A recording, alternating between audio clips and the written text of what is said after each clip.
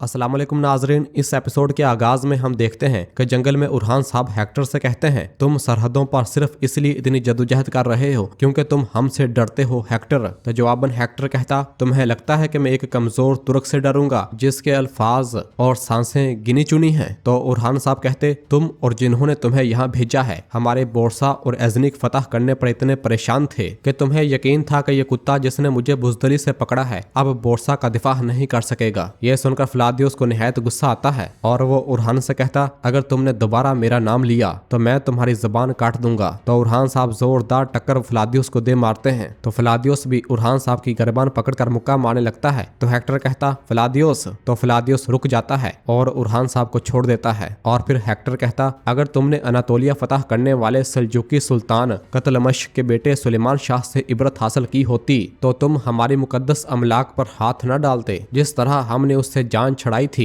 हम तुम्हें भी सरहदों से उखाड़ फेंकेंगे। सुलेबी फौज तुर्कों को क़यामत दिखाएगी। तुम्हारे लोग, तुम्हारे सिपाही, तुम्हारा खानदान हमारी तलवारों से ज़िबह कर दिए जाएंगे। लेकिन बदकिस्मती से तुम ये सब नहीं देख सकोगे। जबकि दूसरी जानब राहबों की पहाड़ी के नजदीक हेक्टर के आदमी मुसलसल काई सिपाहियों पर तीर बरसाते ही चले जा रहे होते हैं। खलील बुलंद आवाज से कहता है, चलो सिपाहियों, उरहान साहब के लिए दफा करो। और फिर बुरान के इशारे पर सिपाही ढाले नीचे करते हैं तो बुरान जवाबन तीर बरसाता है जो हेक्टर के आदमियों को जा लगते हैं। और फिर इस तरह खलील भी अपने तीर बरसाता है और एक एक करके हेक्टर के आदमियों को मारना शुरू कर देते हैं। इस दौरान एक तीर दुमरल के पांव पर आ लगता है। दुमरल बहादुरी से तीर बर्दाश्त करता है। बुरान कहता, सिपाहियों मजबूत रहो। बालाबान कहता, हमारे तीर खत्म हो गए हैं, अब हम क्या करेंगे? तो दुमरल कहता, किसने कहा कि हमारे पास तीर खत्म हो गए हैं? और फिर दुमरल अपनी टांग से तीर निकाल लेता है और फिर उसे कमान में खींचकर हेक्टर के आदमियों को दे मारता है। इसी दौरान बुरान जब तीर मारने लगता है तो उसके कंधे पर भी एक तीर आ लगता है। और फिर सिपाही अपनी ढालें सामने करके बुरान साहब का दिफा करते हैं और सब एक दूसरे का भी दिफा कर रहे होते हैं। जबकि इधर कबीले में मलहून खातून बहुत परेशान दिखाई दे रही होती है और कहती है, मेरे अल्लाह उनकी हिफाजत फरमा, मेरे अल्लाह मेरे बच्चों को सलामत रखना। इसी दौरान फातिमा और हलीमा खेमे के अंदर दाखिल होती हैं। फातिमा पूछती, माँ कोई खबर है? नीलोफर कहती, वो अंदर है, हम इंतजार कर रहे हैं। मलहून कहती, मुझे नहीं मालूम कि तुमने अच्छा किया या गलत, अगर वो उम्मीद से ना हुई तो वो टूट जाएगी। हलीमा कहती, दाइया को दिखाए बगैर हम यकीन नहीं कर सकते थे माँ। मलहून कहती, हलीमा मैं तुम्हारी दुश्मन नहीं हूँ, मैं तुम्हारी माँ हूँ। मैं जो भी करती हूँ तुम्हें तकलीफ से बचाने के लिए करती हूँ। और फिर इस दौरान साथ वाले खेमे का दरवाजा खुलता है। दाइया बाहर निकलती है और उसके पीछे गोंजा भी बाहर निकलती है। मलहून कहती, गोंजा गोंजा मेरी बेटी क्या हुआ है? तो गोंजा अपनी आंखों में आंसू लिए फौरन मलहून के गले लग जाती है। इस पर नीलोफर, फातिमा खातून और हलीमा हैरानो परेशान होते हैं। जबकि दूसरी जानब सराय में तैमूरताश शाहीन शाह साहब से कहता, मेरे नायब का इंतखाब मेरी बजाय उरहान करेगा, क्या ऐसा है? अगर वो इस शख्स को भी चुन ले जिसे मैं चाहता हूँ तो इसका मतलब है कि उसे मुझसे बढ़तर समझा जाएगा। शाहीन शाह साहब कहते, उसे ऐसा ही सोचने दो, उसे सोचने दो कि वो तुम्हारे बावजूद मुझे इस मकाम पर लाया है, उसे हमारे इत्तेहाद पर शक नहीं होना चाहिए। तो तैमूरताश पूछता, हम उसे इससे कैसे छुपाएंगे? तो शाहीन शाह साहब कहते, जब वक्त आएगा तुम उरहान के पास जाओगे, नायब के एक उम्मीदवार के साथ जो इन कबीलों पर हुकूमत करेगा जो तुमने दिए। फिर उरहान क्या करेगा? इस पर तैमूरताश कहता, वो इस नायब को नहीं चुनेगा जो मेरे ज़ेरे असर हूँ, बल्कि अपने बाबा के दोस्त को जो पहले ही कबीलों की हिजरत का जिम्मेदार है, यानी तुम। तो शाहीन शाह साहब कहते, इसके पास कोई और रास्ता नहीं होगा तैमूरताश,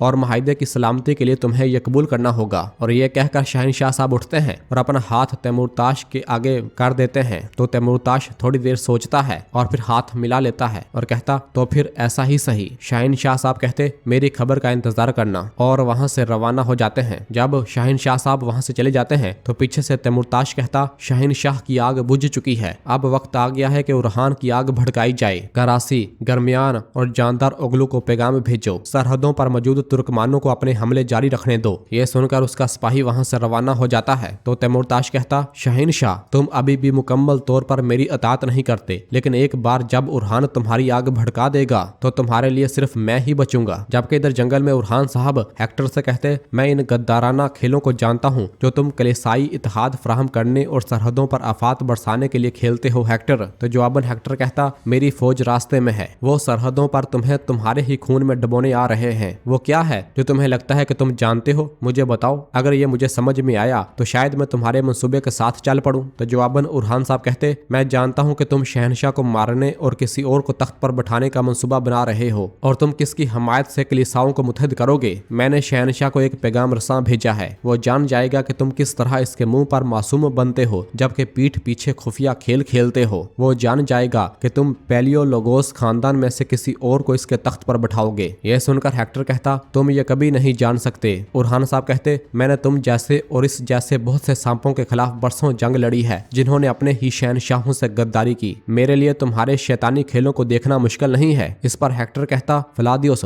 तुम हमारे सामने एक कुर्बानी लेकर आए हो। तुम्हें अपने दरमियान शामिल करने से पहले मुकद्दस मोहब्बत के अजीम उस्ताद के तौर पर मेरी तुमसे दरख्वास्त है। और फिर आर्मागेदोन को इशारा करता है तो आर्मागेदोन उरहान साहब को घुटनों के बल बिठा देता है। और फिर फ्लादियोस से कहता, मेरी तुमसे दरख्वास्त है कि अपनी तलवार को उरहान के खून से सैराब करो। हमारे दुश्मन के खून से मुकद्दस होकर और पाक होकर मुकद्दस मोहब्बत में कदम रखो, खुदा की मर्जी के लिए। खुदा यही चाहता है। यह सुनते साथ ही उसके वहां मौजूद तमाम आदमी कहते, खुदा यही चाहता है, खुदा यही चाहता है। और फिर इसके बाद फ्लादियोस आर्मागेदोन से अपनी तलवार ले लेता है। जबकि इधर काई कबीले में गोंजा खातून अपने खेमे में मौजूद होती है और अलाउद्दीन साहब का इंतजार कर रही होती है कि अगले ही लम्हे अलाउद्दीन साहब खेमे के अंदर दाखिल होते हैं और गोंजा को इस तरह देकर कहते, मेरी गोंजा, मेरे फूल, ये तुम्हारी कैसी हालत है? तो गोंजा कहती, मेरे अलाउद्दीन, हम वो ये सच है ना, ये ख्वाब तो नहीं है? अलाउद्दीन कहता, सच है, बिल्कुल सच है। और फिर पूछता, गोंजा तुम ठीक तो हो ना? तो गोंजा अलाउद्दीन के बाजुओं को पकड़ती है और कहती, सच है, यह सच है। और अलाउद्दीन को गले से लगा लेती है और कहती, मैं ठीक हूँ, मैं ठीक हूँ, बहुत ठीक हूँ। तो अलाउद्दीन साहब कहते, अल्लाह अल्लाह, खैर हो खातून, तुम मुझे डरा रही हो। तो गोंजा कहती, मेरे अलाउद्दीन अली, हमने कहा था कि सब कुछ अल्लाह की तरफ से है। हमने सब्र किया,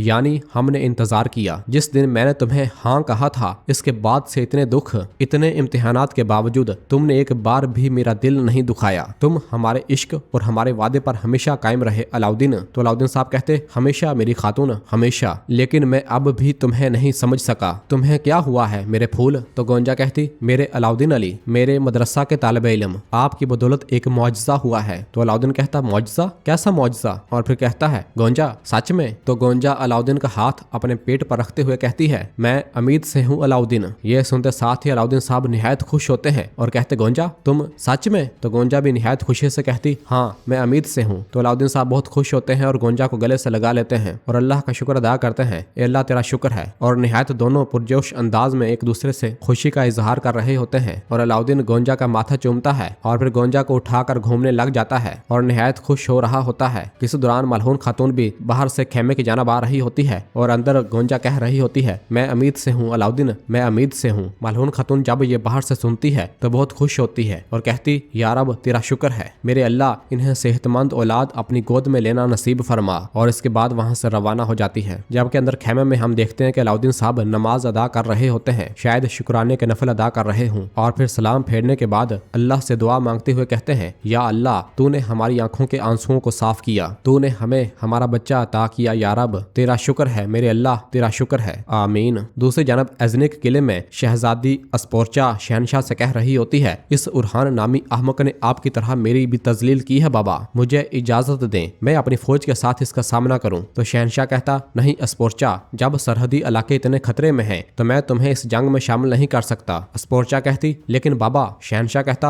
अस्पोर्चा तुम दैफने के साथ सेलांग जा रही हो, वहाँ तुम लोग ज्यादा महफूज रहोगे। तो अस्पोर्चा कहती, जैसे आपका हुक्म अजीम शहनशाह। शहनशाह कहता, चलो सफर पर निकलने से पहले कुछ वक्त साथ गुजारते हैं। और अस्पोर्चा को लेकर रवाना हो जाता है। तो पीछे से दैफने कहती, लानत हो, अभी यहाँ मेरे करने के लिए बहुत से काम थे। तो सारोज कहता, फिक्र मत करो, तुम सेलांग नहीं जाओगी, हम तुम्हें रास्ते में ही अगवा कर लेंगे। शहनशाह ने मुकद्दस मोहब्बत सुरमाओं के सामने सर झुका दिया है, लेकिन इसकी वफादारी इतनी मजबूत नहीं है। जब इसकी बेटी हमारे कब्जे में होगी तो वो हमारे साथ कोई चाल नहीं चल सकेगा। ये सुनकर दैफने बहुत खुश होती है। जबकि दूसरी जानब जंगल में उरहान साहब हेक्टर से कहते, ना तो मैं मौत से डरता हूँ और ना ही मेरे बाद आने वाले जंगजू, क्योंकि हम वो नहीं जो सांसें खत्म होने पर मर जाएं। तो हेक्टर कहता, खामोश, इसका सर तन से जुदा कर दो फ्लादियोस, मुकद्दस मोहब्बत से अपनी वफादारी साबित करो। यह सुनते साथ ही फ्लादियोस आगे बढ़ता है और उरहान साहब से कहता, तुम्हारे बाबा ने मेरे बाबा को और तुमने मेरे भाई को कत्ल किया। उरहान, ये काफी नहीं था कि तुमने मेरे शहर बोरसा पर हाथ डाला जहाँ मैं पैदा हुआ और पला बढ़ा, अब तुम इसकी कीमत चुकाओगे। तो उरहान साहब कहते, तुम सारी उम्र कांटों पर से गुजरोगे फ्लादियोस,